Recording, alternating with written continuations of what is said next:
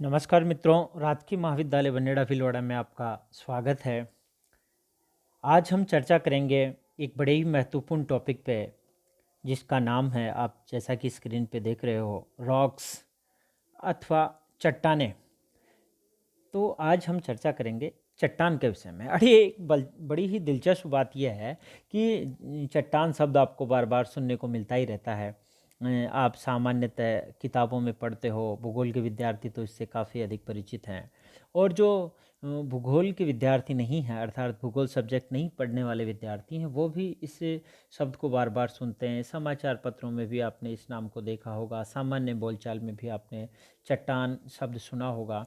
और सबसे बड़ी बात तो यह है कि जैसे ही हम चट्टान शब्द सुनते हैं, तो इसको सुनते ही हमारे दिमाग में एक बड़ा कठोर इमेज बन जाती है, एक बड़े आकार की कठोर इमेज, यानी कि एक ऐसा बहुत बड़ा, जैसे कि मैं आपको उदाहरण दूं, आप यहाँ हम बनेड़ा में रहते हैं और बनेड़ा के आसपास में आपको ये जो पर्वत की बड़ी बड़ी शिलाएं जो दिखती हैं पर्वतीय क्षेत्रों में, तो आप इसको चट्टान समझते हो। अर्थात आपके दिमाग में एक इमेज ऐसी बनी हुई है कि ये जो बड़े बड़े पत्थर हैं, कठोर पत्थर है, या जो ठोस आपको भाग जो दिखाई दे रहा है, जो बड़ा जिसको हम हार्ड कह सकते हैं, तो उसको आप चट्टान समझते हो। तो आपके दिमाग में एक इमेज बनी हुई कि ये चट्टान है।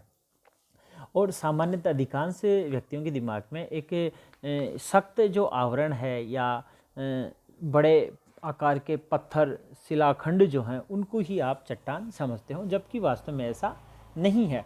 अर्थात चट्टान से हमारा तात्पर्य ऐसा नहीं है कि वो केवल सख्त और कठोर ही हैं और बड़े आकार के जो आपको शिलाखंड वगैरह दिखाई देते हैं, वही चट्टान है।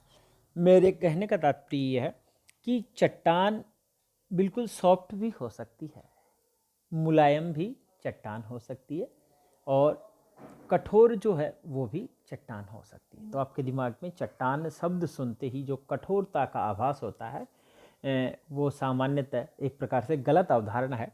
इसलिए चट्टान से आशय यह है कि हमारे इस भूतल पर पाए जाने वाले वे समस्त पदार्थ, मतलब उनमें से आप समस्त पदार्थों में से आप धात्विक जो पदार्थ हैं उनको आप निकाल दें, चाहे वे कितने ही चीका की भांति या मिट्टी की भांति मुलायम हो। चीका मिट्टी जो होती है उसकी भांति चाहे मुलायम हो, अथवा ग्रेनाइट की भांति बड़े कठोर हों, सभी चट्टान कहलाते हैं।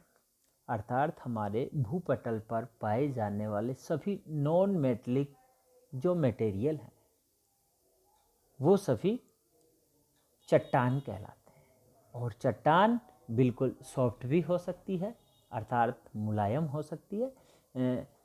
घिया पत्थर नहीं होता जो सामान्यतः हम यूज करते हैं, उसको मूर्तियाँ भी उसकी बनाई जाती है। राज संबंध में भी इसका विशेष रूप से मूर्तियाँ बनाने के काम में आता है। उसको घिस सकते हैं, वहाँ रगड़ दे कर दोनों पत्थरों से आपस में, या हाथ से भी, या हल्के रूप से उसको घिसा जा सकता है, तो बड़ा वह सॉफ्ट पत्थर आता है। तो वह सॉफ्ट पत्थर जो है वो भी एक प्रकार से चट्टान है, यानी बिल्कुल जो मिट्टी है आप आसानी से जिसको कुरेद सकते हो, खोद सकते हो, हाथों से भी जिसको आप खोद सकते हो, वह भी चट्टान में शामिल है। और जो बड़ी सख्त आती है, कठोर आती है, जैसे कि आप पर्वत पे ये शिलाखंड देखते हो, ये भी चट्टान का प्रकार है। तो अब आप समझ गए होंगे कि चट्टान सॉफ्ट भी हो सकती है, अर्थात बहुत ज़्यादा मुलायम हो सकती है, और बहुत कठोर भी हो सकती है। और हमारे इस भूपटल पर पाए जाने वाले वे समस्त पदार्थ जो नॉन मेटलिक हैं, अर्थात जो धातुएं नहीं हैं, वे सारे के सारे क्या हैं, चट्टान ही हैं, या चट्टानों के ही रूप में अवस्थित हैं। अब मैं आपको बताऊं कि ये चट्टान जो हैं ये किस प्रकार से बनी, तो थोड़ा सा मैं आपको पीछे लेके चलता हूं कि आपने पढ़ा है, भूगोल के विद्यार्थी जो हैं, पहले से भी हमने इसका जिक्र किया कि पृथ्वी के निर्माण संबंधित जो सिद्धांतों हमने पढ़े थे, उसमें हमने पृथ्वी की उत्पत्ति से संबंधित बहुत सारे सिद्धांतों का जिक्र किया, महत्वपूर्ण जो उनमें थे। तो आपने देखा कि सभी विद्वानों ने पृथ्वी की जो प्रारंभिक अवस्था थी उसमें उसको तप्त माना है, अर्थात बड़ा गर्म गोला उसको माना गया है। और कक्षा 11-12 में जिन विद्यार्थियों ने पढ़ा है, उसमें भी कक्षा 11 में भी ये आपको मिलेगा पढ़ने के लिए कि पृथ्वी पहले काफ़ी अधिक तप्त अवस्था में थी, बहुत अधिक उच्च तापमान था, और उच्च तापमान होने के कारण से पदार्थ जो थे वे अर्धद्रवित कह सकते हो आप, उस अवस्था में थे।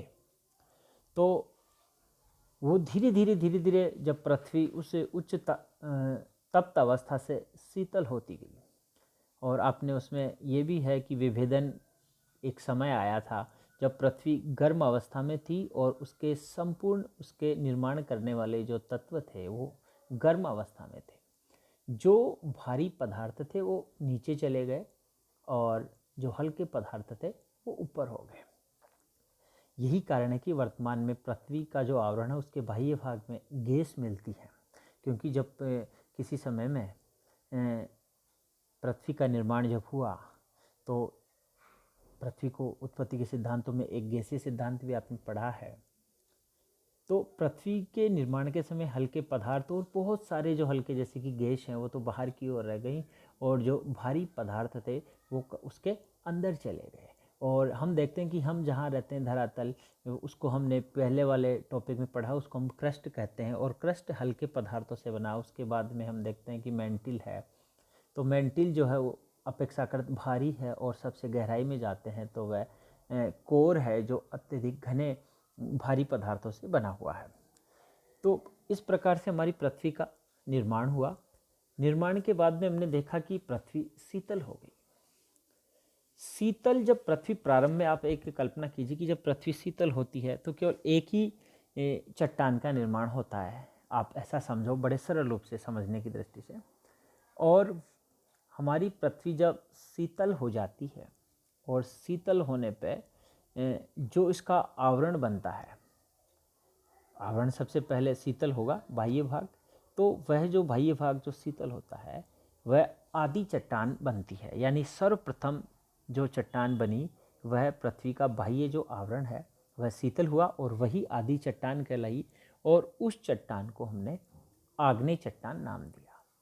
देखो शब्द को देखो आप, आग्नेय चट्टान, अर्थात जिन चट्टानों की उत्पत्ति तप्त पदार्थों से हुई है, अर्थात अग्नि से हुई है, उनको हमने आग्नेय चट्टान नाम दिया। आगे जाके हम देखेंगे 3 प्रकार की चट्टानें होती हैं, उसमें एक चट्टान आग्नेय चट्टान है, आग्नेय चट्टान मौलिक चट्टान है, आदि चट्टान है, और सबसे पहले इसी चट्टान का निर्माण हुआ। तो आप समझ रहे होंगे कि ये आग्नेय चट्टान किस प्रकार से बनी। सर्वप्रथम पृथ्वी तप्तावस्था से जब शीतल अवस्था में आई, तो शीतल अवस्था में उसका बाह्य भाग जो थोड़ा सख्त हो गया, थोड़ा शीतल हो गया, तो वही आग्नेय चट्टान कहलाया। अब आप देखो कि हमने बताया है कि पृथ्वी की जब निर्माण की अवस्था थी उस दौरान पृथ्वी, आज भी वर्तमान में भी होता है, लेकिन उस समय काफ़ी अधिक मात्रा में पृथ्वी के धरातल पे उथल पुथल चल रही थी, अर्थात भूगर्भिक क्रियाएं, जिसमें भूकंप है, ज्वालामुखी है। तो इस और बाह्य कारकों में आप देख सकते हो कि बहता हुआ पानी जो है, नदियां हमारे धरातल पे बहती हैं। इस प्रकार से काफ़ी अधिक जो बाह्य भाग था इसका, उसमें काट छांट हो गई और इसका अपर्दन हुआ, अर्थात पृथ्वी जो शीतल वाला भाग था वह नदियों के द्वारा उसकी काट छांट होती गई, और पृथ्वी पर लगातार इस प्रकार की उथल पुथल चलती रही। तो जो मूल चट्टान आग्नेय चट्टान थी उसका क्षरण हुआ, अपर्दन हुआ, और अपर्दन के होने के कारण से वह अपने मूल स्थान से हट के जो निम्न भूभाग थे वहाँ धीरे धीरे जमा होती गई।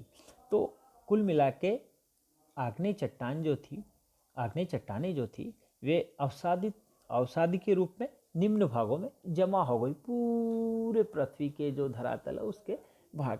तो हमने देखा कि दूसरे नंबर पे जो मलबा जमा, अवसाद बना, मूल चट्टान का ही एक दूसरा भाग जिसको हम कह सकते हैं, तो उसका नाम हमने दिया है अवसादी चट्टानें। तो आपने देखा कि मूल चट्टानें तो आग्नेय चट्टानें ही हैं, लेकिन जो भूगर्भिक प्रक्रम और बाह्य प्रक्रम हैं, जिनमें हमने पहले भी इनका बाह्य प्रक्रमों का जिक्र किया है, वायु है, जल है, हिम है, और महासागरीय तरंगे हैं। तो इन सभी प्रक्रमों के कारण से चट्टानों का जो अपर्दन हुआ, क्षरण हुआ, और वे निम्न भागों में जम गई, और कालांतर में भी जमे हुए जो भाग थे उसको हमने क्या कहा, अवसादी चट्टानें, अर्थात मलबे से बनी हुई जो चट्टानें हैं वे अवसादी चट्टानें कहलाती है। जैसा कि हम देखते हैं कि नदियाँ आती है अपने साथ मिट्टी को काट काट करके लाती है और निम्न भागों में जमा कर देती है। छोटा सा एग्जाम्पल आप देख सकते हो कि आपके यहाँ बनेड़ा में एक तालाब है। अब जो आपके चारों ओर से पानी बह के आता है वो बहुत सारी मिट्टी लाता है और इस तालाब में जमा कर देता है। तो तालाब में जो जमी हुई चट्टानें हैं, इसके पैंदे में बैठा हुआ जो मलबा है, जो अवसाद है, जो तलछट है, वो क्या है? अपने आप में अवसाद है और उसको हम कह सकते हैं कि ये अवसादी चट्टान है। समझ में आ गया होगा आपके अच्छे से। अब एक तीसरा और है चट्टानों में, जिसको हम कहते हैं कायांतरित चट्टान।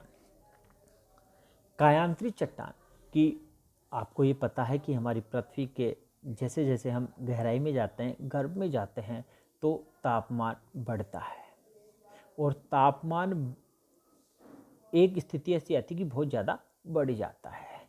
और पृथ्वी के आंतरिक भाग में इस प्रकार से आप देखते हो कि ताप और दाब में लगातार परिवर्तन होता ही रहता है, दाब और ताप में। तो पृथ्वी के आंतरिक भाग में ताप और दाब के परिवर्तन से चट्टानें अपने मूल रूप से भिन्न रूप में परिवर्तित हो जाती हैं। वापस से समझो, पृथ्वी के आंतरिक भाग में ताप और दाब के कारण से चट्टानें अपने मूल रूप से भिन्न रूप में परिवर्तित हो जाती हैं। अर्थात अपने मूल रूप से भिन्न रूप में बदलने के बाद में वो चट्टानें अब वो चट्टान नहीं रही जो पहले थी। अर्थात उसकी जो काया है, उसका जो स्ट्रक्चर है, उसमें बदलाव हो गया और उसकी काया बदल गई, इसलिए उसका नाम हमने दिया है कायांतरित चट्टान। तो चट्टानें मूल रूप से कितनी हुई? 3 प्रकार की है। आग्नेय चट्टान जो कि मौलिक चट्टान और आदि चट्टान है, दूसरी अवसादी चट्टान है, और तीसरे प्रकार का हमने जिक्र किया कायांतरित चट्टानें।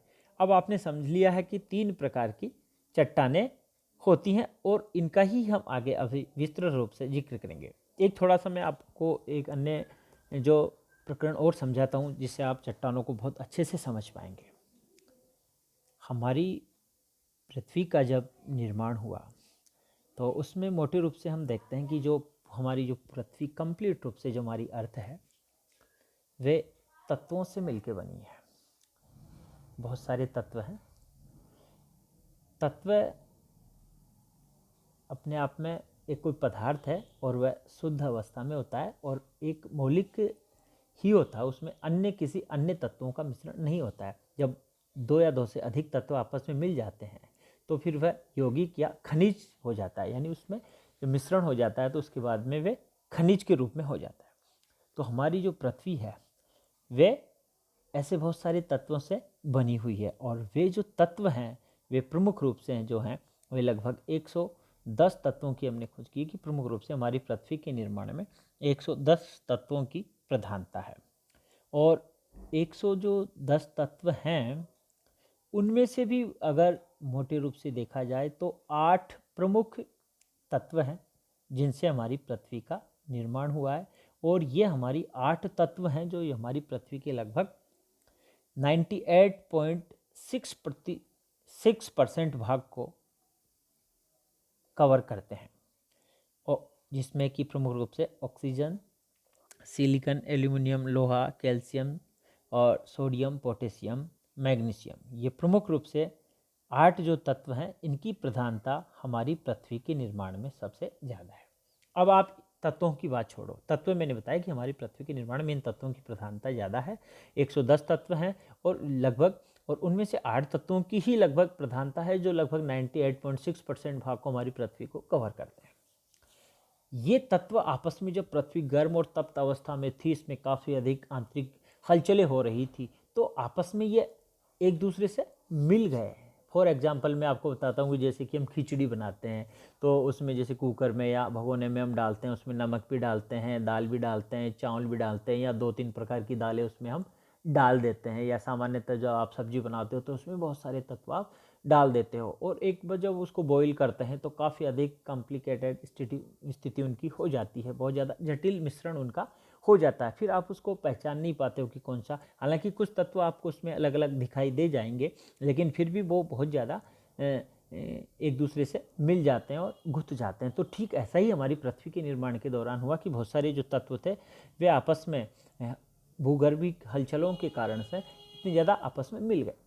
अब इनकी जो ये आपस में तत्वों का जो मिलन या संयोजन हुआ, उनसे खनिजों का निर्माण हुआ।